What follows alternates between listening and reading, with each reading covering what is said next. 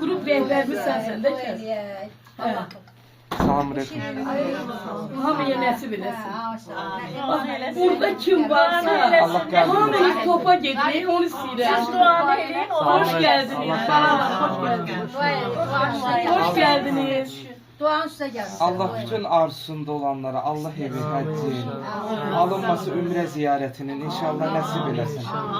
Allah inşallah ziyarətinizi qəbul Sənə etsin. qurban. Hamınız topa, hamınız. İndi qoy tortu kəssin. Bunlar gəlib uşaqlar.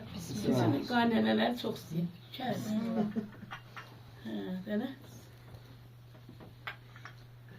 Gözəl. Qəşəng yazmışam bu sözləri. Gözəl. Eyvallah. Kim bilsə də yaxşıdır. Məhəmmədin, Şəhid Məhəmmədin anası. Hey oturur orada. Çəkdə. O pişirdi. Onu da çək. Allah ömrünüzə xoş günlər qismət eləsin. Hər zaman tort kəsər.